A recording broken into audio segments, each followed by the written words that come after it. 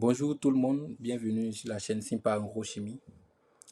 Aujourd'hui, nous parlons de chaîne des froids encore et nous nous intéressons à qu'est-ce qu'un produit frais, qu'est-ce qu'un produit réfrigéré et qu'est-ce qu'un produit congelé.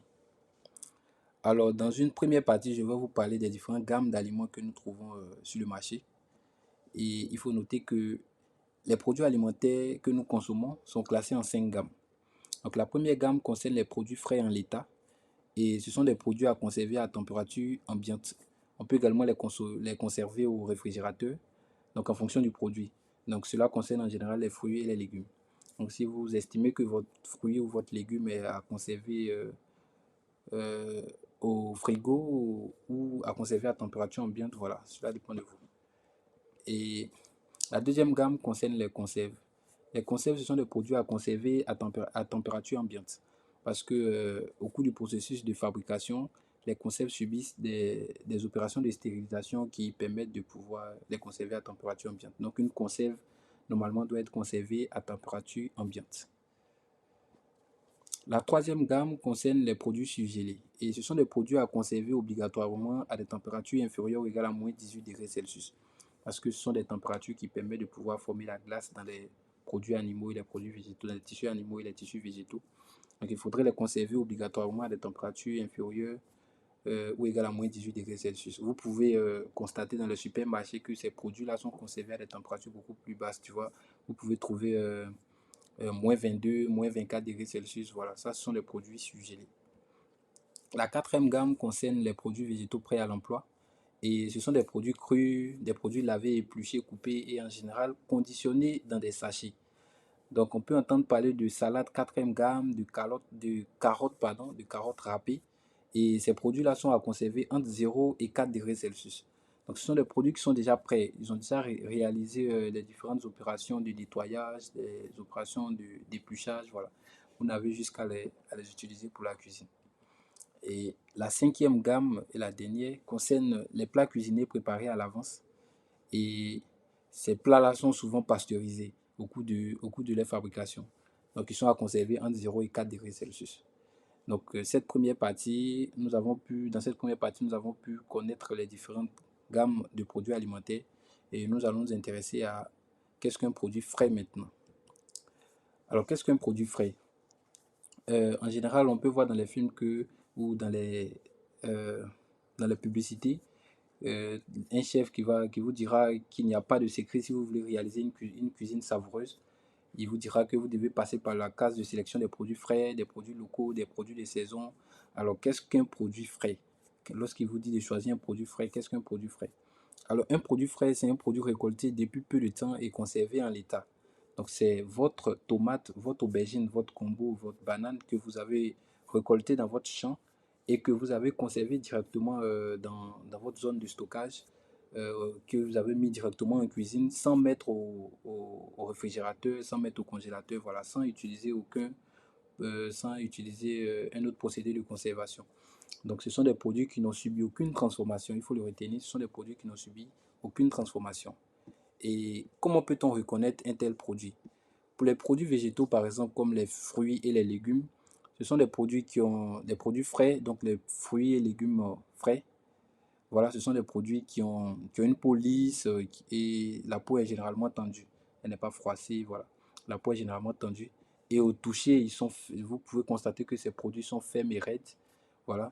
Et ils doivent également dégager une bonne odeur. Donc, un produit frais doit dégager une bonne odeur. Et cette odeur doit être intense, fraîche et également parfumée. Euh, Aussi, pour les viandes, je vous recommande de choisir un bon boucher qui sélectionne lui-même ses produits. Donc, un boucher qui sélectionne de la viande de qualité. Voilà, ça vous permettra d'obtenir de la viande fraîche. Et si vous n'avez pas la possibilité de choisir ce boucher-là vous-même, alors il faudrait prendre en compte des signes de qualité comme les labels. Il y a plusieurs labels qui sont des signes de qualité. Le label rouge, les IGP, donc indication géographique protégée. Il y a les AOC, appellation d'origine contrôlée. On a également les AB, qui parlent d'agriculture biologique. Donc, en général, ces labels-là sont des signes de qualité. Mais il faudrait faire attention parce que c'est pas parce qu'on dit que bon, c'est un produit labellisé qu'il est forcément de qualité. Il faudrait également faire attention. Sinon, si vous n'avez pas la possibilité de choisir votre boucher ou de voir ces labels-là au niveau de la boucherie, alors il faut éviter surtout de prendre une viande qui est oxydée et qui est d'apparence grise ou noire. Voilà. Parce que une viande qui a ces caractéristiques-là, cela signifie que la fraîcheur n'est pas au rendez-vous au niveau de la viande. Et vous savez que normalement, une viande qui est de qualité, une viande qui est fraîche, elle a une couleur vive et la chair est brillante et également le gras est d'un blanc éclatant. Donc il faut prendre également en compte ces différents signes de qualité que vous-même vous connaissez déjà pour pouvoir choisir la viande fraîche. Et pour le poisson, bon, pour le poisson, je vous dirais juste de retenir que un poisson frais ne doit pas sentir le poisson. Normalement, un poisson frais ne doit pas sentir le poisson. Lorsqu'on passe juste à côté, on ne sent pas qu'il y a le poisson qui est là. Voilà. Donc nous passons à la deuxième catégorie, pardon. Et qu'est-ce qu'un produit réfrigéré? Donc, c'est un produit conservé à des températures comprises souvent entre 0 et 8 degrés Celsius.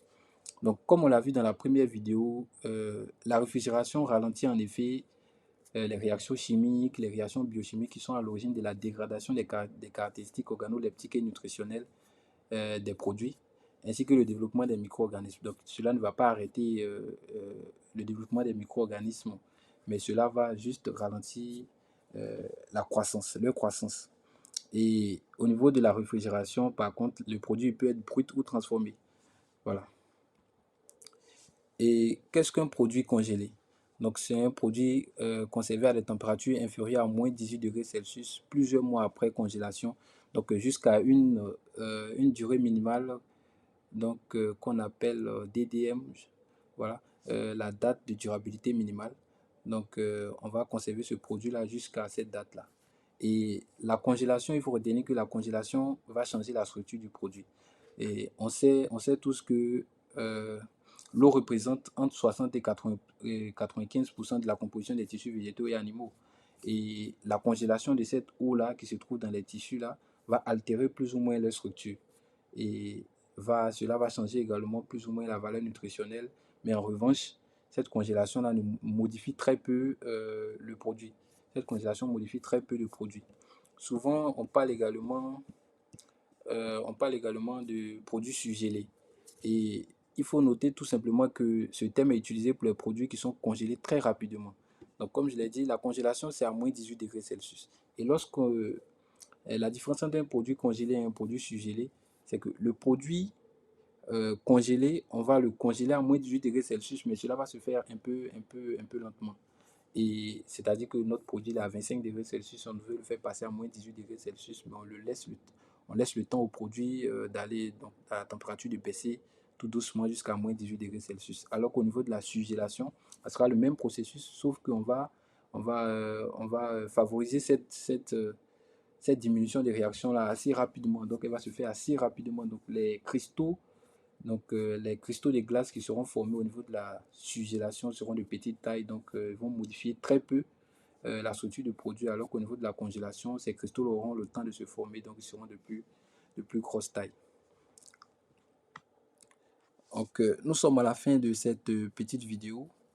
N'hésitez surtout pas à liker, à vous abonner et à partager.